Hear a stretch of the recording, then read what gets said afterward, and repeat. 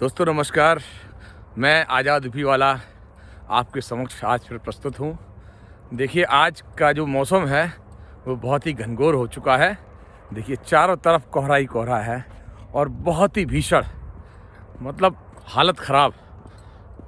Visibility नाम की बिल्कुल जीरो, कोई विजिबिलिटी नहीं है कतई। बहुत ही ज़्यादा घनघोर घना कोहरा हो गया है और ऐसे कोहरे में भी हमने अपनी मॉर्निंग वॉक नहीं छोड़ी है।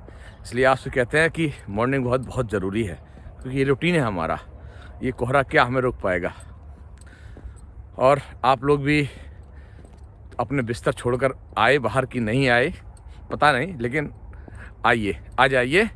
भले ही थोड़ी आग जला लीजिए, लेकिन आइए, बॉडी को स्ट्रेच कीजिए और अगर हो सके तो मॉर्निंग वॉक कीजिए और हो सके तो थोड़ा सा योगा कर लीजिए, थोड़ा सा ब्रीदिंग एक्सरसाइज कीजिए, कपालभाति कर लीजिए, अनुलोम विलोम कर लीजिए, जिससे कि आपकी बॉडी स्ट्रेच हो जाए और थोड़ी गर्माहट आ जाए। और देश दुनिया की बात करेंगे तो हमारे देश में जो है इस समय हाहाकार मची हुई, क्योंकि चुनाव आसपास है। चुनाव आते ही हमारे देश में जो है राजनीतिक रूप से हाहाकार मच जाती है।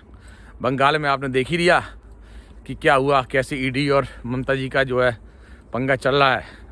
उसमें सत्ताधारी सरकार जो है, जो केंद्र में सरकार है, वो ईडी के पक्ष में उतर आई है और बाकी लोग, कुछ लोग कह रहे हैं ममता जी ने बढ़िया किया, कुछ लोग कह रहे हैं कि ममता जी ने गलत किया, क्योंकि जो है सरकारी एजेंसी को अपना काम कर देना चाहिए। केंद्रीय एजेंसी है वो, उसको नहीं रोकनी चाहिए। मामला अब जाके सुप्रीम कोर्ट में चला गया है। पहले हाई कोर्ट में था, तो हाई कोर्ट में ईडी ने मना कर दिया कि नहीं भैया, हाई कोर्ट में नहीं, हम तो सुप्रीम कोर्ट में काम करेंगे। तो मामला सुप्रीम कोर्ट में है। दोनों पक्ष जो है सुप्रीम कोर्ट में है। उसके बाद हमारे ट्रम्प साहब ने कह दिया हम 500% टैरिफ लगा देंगे अगर आपने जो है रूस से तेल खरीदा। उधर वेनेजुएला में बवाल चल ही रहा है और उधर हमारे ट्रम्प साहब ने घोषित कर दिया कि हम यहाँ के शासक हैं और ऐसे ही सिस्टम में चल रहा है। आप समझ ही सकते हो, हालत बहुत ख़राब है। और वहाँ से ऑफ़र मिल गया है हमें कि वहाँ से वेनेजुएला से तेल ले लो, है ना। और ईरान के ऊपर भी संकट चल ही रहा है।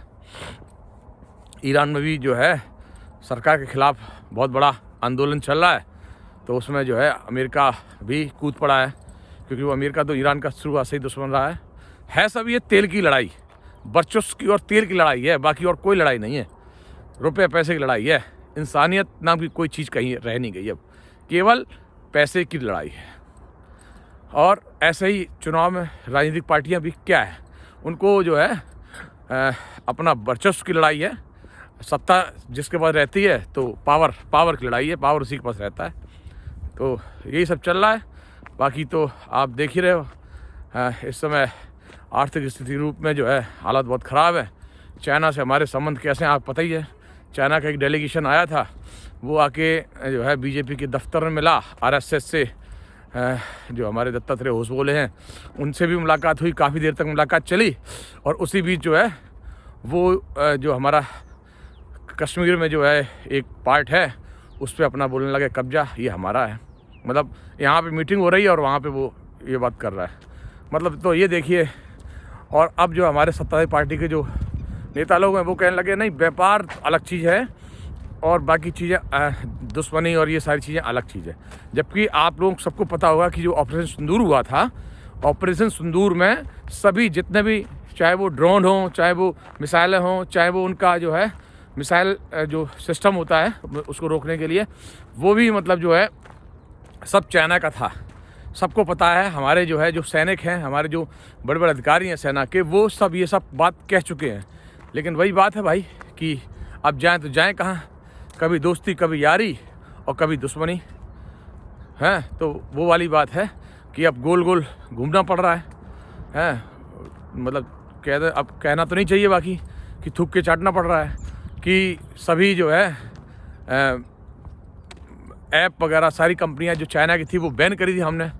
आपको पता ही है, सारी कंपनियां हम लोगों को रोकते थे कि चाइना की जो झालर है वो नहीं जलानी चाहिए, चाइना के जो दीपक आ रहे हैं आजकल वो नहीं लेने चाहिए, क्योंकि उससे चाइना मजबूत होता है। हमारी जो है खुद की बनाई हुई चीज़ें, मेक इन इंडिया और सारी चीज़ें होती थी, आपने खूब अच्छे सुना होगा।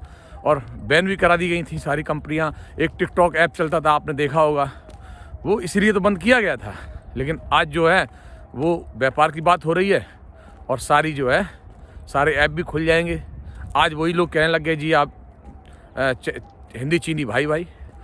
तो पहले जो नेहरू का ज़माना था, हिंदी चीनी भाई भाई जो कहते थे लोग, उसका विरोध करते करते खुद भी हिंदी और चीनी भाई भाई होने लग गए।